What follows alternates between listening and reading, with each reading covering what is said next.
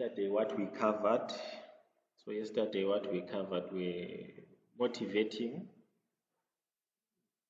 because why we need numerical methods, where are they applicable, what has the most important information to perform numerical methods. So for you to be able to perform a numerical method, you need to conduct a practical. And then from the practical, we usually get numerical values. That those are the ones that we will analyze using numerical methods. So for today, we would want to cover number representation and accuracy. We want to cover number representation, different formats of representing numbers, normalized floating point representation, significant digits, accuracy and precision, rounding and chopping. So that's what we want to cover. So we're representing real numbers. So you are familiar with this decimal system. The first one, what will we call that one? You know that decimal system. What is it called? This one. You learned this in your secondary school. What do you call this? You used to call it the standard form. Hmm? Right. So the second is the one, the the decimal system with the base. Yeah. So you have got your standard representation given by, firstly, you have the sign, and then you have got the integral part, and then you have got the fraction. So that's the standard form. That's the standard representation. Starts with the sign, the integral part, and then the fraction. So the integral part is more like the whole number part, the whole number part. And then the normalized floating point representation. So the normalized floating point representation, you have the sign, then you have got the mantissa, which is given by the integral and the fraction. But these have got a special property such that d is not supposed to be zero. So it's not supposed to be less than zero, less than zero, or zero less than zero, or less than.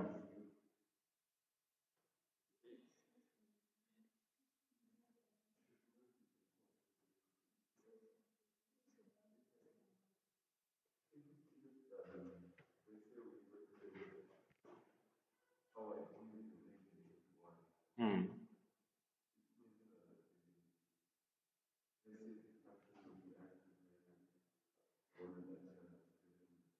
Okay. So if the condition is not less than zero, so this is a point. It's not an interval. So we are only restricting it at a point. So the restriction is at a point because zero is a problematic number. And then the n is an exponent, and it has got signs. It's positive if the number is large, and it's negative if the number is small. So there is the notation. So the advantage of this notation is that it is efficient in representing big and small numbers. Imagine trying to write a number with 5,000 digits. So you will need 50 million counter books to write that number. So this is a good representation for big, very large numbers and very small numbers. So the binary system So the term binary means two. So a binary system is a number in base 2. So it contains two digits, 0 and 1. 0 and 1. So that's a binary number. And remember, this one is in base 2. So we are raising the exponent with the base of 2. Then the sign, and this is the representation where D now will be what? Will be 1. Why? Because on your set of digits, D can only take how many? The base 2, you have got two digits. So we agreed that D is not supposed to be 0. So only D is restricted to one element in that set, which is what? Which is 1. So D can take 1, and then these other fractions can come into place. For example, if you are given 1.101 base 2, and you want to convert that to base 10, so this will be 1. This will be 1 times 2. This is 1 times 2 to the power 0 for the first digit, which is unit. So the second digit is there, which is another 1. This one will be 1 times 2 to the power minus 1 because it's a fraction, it's less than 0. And then the third one is 0 times minus 2, this one, so minus 2, and so on. Expanding that, you will get, if you expand this and 8, you should get 1.625. This will be a number in base 10.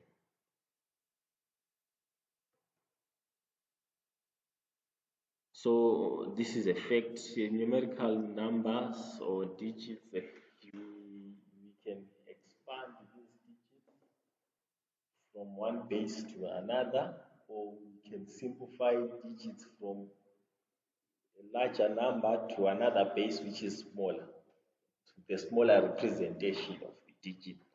But the problem with this is that some conversion will lead to a series, an infinite expansion of the digit.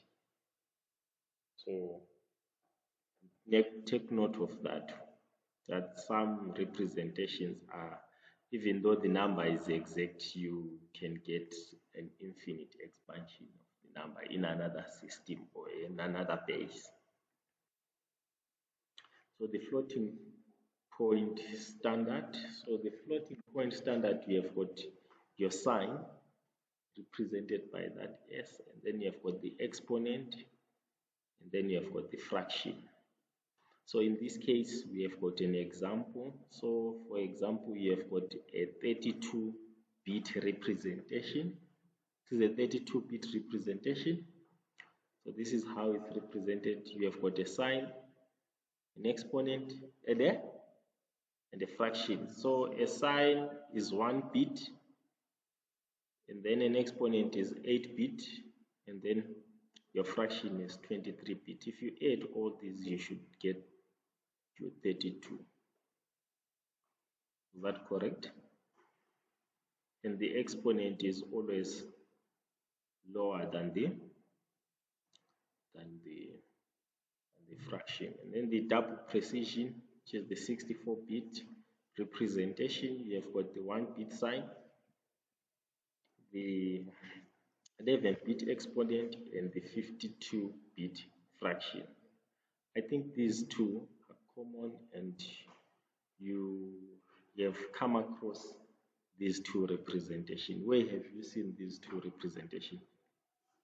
64-bit on your laptops and computers. So the 64-bit will use the single precision representation, because what is happening behind the computer, those are digits, those are numbers, those are codes. So what we see here on screen, but in the background of a computer, in the mind of a computer, what is happening? It's using digits. Those are that's the information that is using to to give us visuals and to manipulate or to do operations. Significant digits. So Significant digits are those digits that can be used with confidence. So a single precision has got 7 significant digits.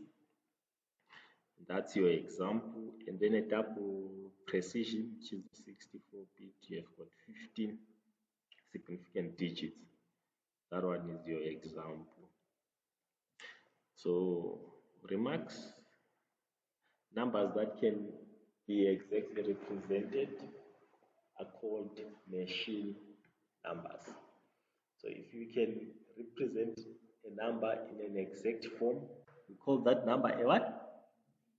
A good example, square root of 2. But if a number has got infinite expansion, if a number has a decimal system that does not terminate, it is not a machine number. Only numbers that can be expressed in exact form are called machine numbers. The difference between two machine numbers cannot be a machine number.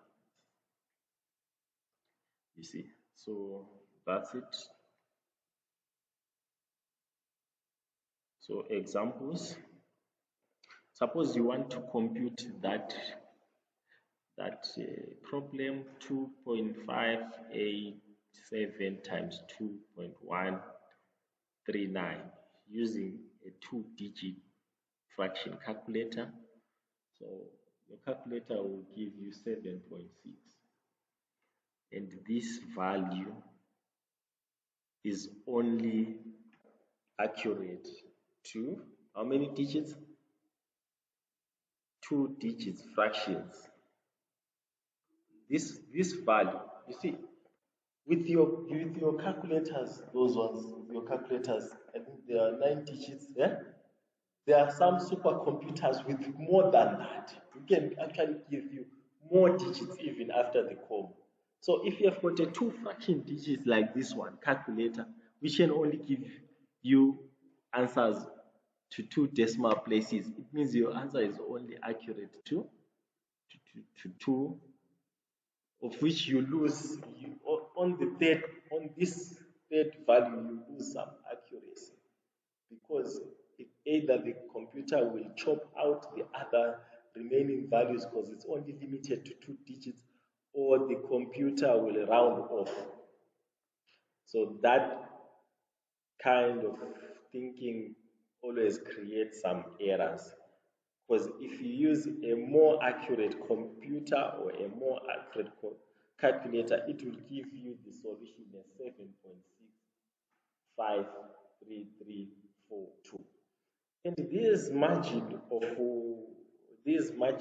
error or of approximation, they play a pivotal role in numerical analysis. You need to know how accurate and to what level is the value that you are computing, to what level is it accurate.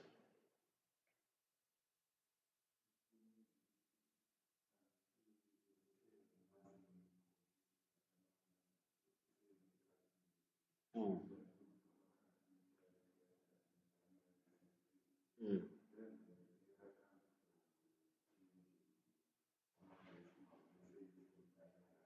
mm.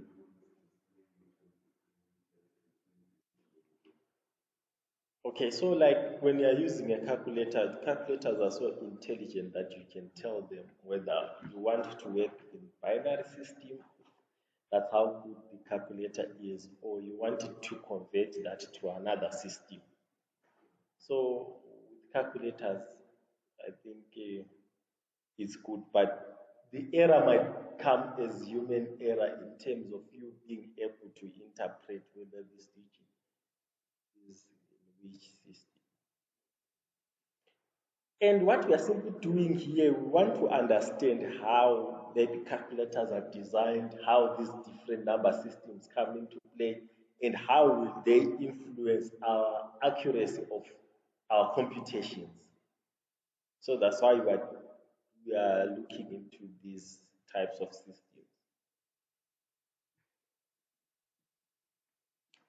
Okay, so for example, if you have got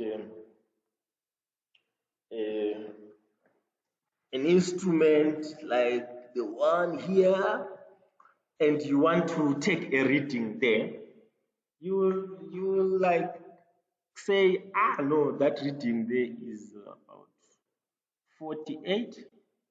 When you are looking at this instrument, you like say, this reading is 48. Can you see that? But when you take a closer look,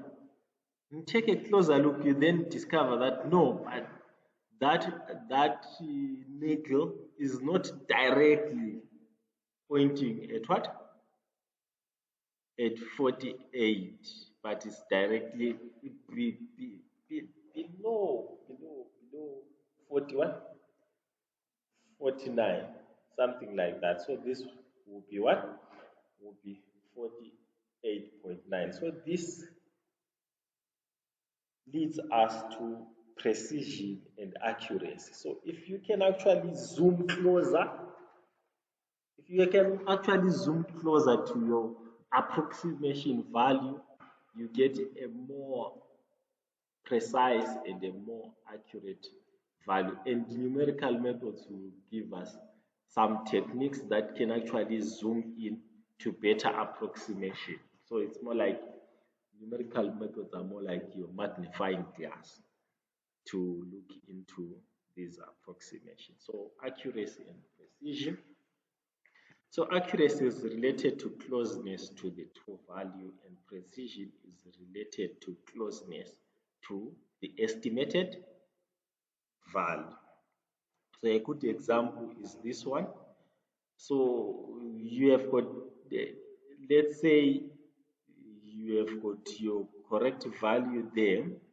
So this one, the points are scattered.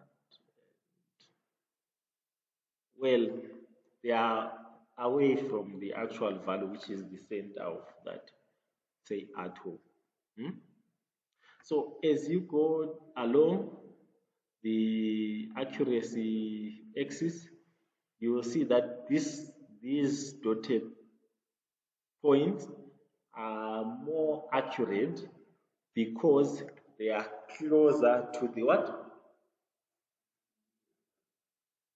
They are closer to the actual value. So so accuracy has to do with the true value. And then precision has to do with what? The estimated value. For example, this is precise, the closeness of point. So this is precision. This is precision because the points are close to an estimate value. This is precision plus accuracy. This is precision plus accuracy. These points are close to the correct value and they are close to the true value. So this D shows both precision and accuracy, and then this one shows precision only. This one neither precision or accuracy, and then this one shows accuracy. And then rounding and chopping. So if you are given 1,234.801 and you want to round off that digit, so rounding off is more like replacing the number by the nearest machine number. For example, if you want to round off that digit to the nearest whole number, you get 1,235. And then chopping off, you are ignoring whatever the number is. You are just eliminating or removing the digits. So you are throwing off extra digits. That's chopping. So errors. So errors can be computed if the true value is known. So if you don't know the true value, it becomes difficult to compute your error. So we have got absolute error, which is given by true value minus the approximate. Remember these signs. What do we call this sign? Modulus. So what does this sign do to a numerical value? it makes sure it maintains it as positive. Suppose you've got -5, modulus of -5. It takes a modulus function will take a negative number and throw it out as a positive number. Or in simpler terms, it eliminates what? Negative. So if someone is modulus, so if you say modulus, means you're always positive, you're always jovial, you're always happy. So if someone who is modular, someone who is absolute, is positive, even if what is coming inside is negative, but the output should always be positive. And then the absolute percentage, relative error, same. You take your true value minus approximation over true value, and then you multiply that by 100. And then the estimated absolute error is current estimate minus previous estimate. And then the absolute estimated percentage relative error is current estimate minus previous estimate over current estimate times 100. Make sure you master those equations. Something about accuracy. So the notation of an error is estimated by n digits. So an estimate is correct to n digit if the modulus of that error is less than 10 to the power minus n. I think I'll look for an example for this or a question for this so that you practice. We say that the estimate is correct to n decimal digit rounded if the modulus error is less than half times 10 to the power minus n. Maybe one thing that you should note, by 10 to the minus n is a number which is less than what? 10 to the minus, it's a small number, let's say that. It's not a big number. So we always want to minimize the error. So less than. For example, if it's 10 to the power minus 10 to the power minus what? Let's say minus 2. 10 to the power minus 2, this would be 0.01. So that's the correct estimate for that error if it's less than that. So in summary, we have got number representation that a finite expansions in one number system cannot be a finite or can be infinite expansion in another system. And then we have got normalized floating point representation which are more efficient. And then different machine numbers cannot be uniform, or in other words, if you add two different machine numbers, you cannot get a machine number sometimes. So then the last thing was the representation of errors in our system. Okay, so thank you.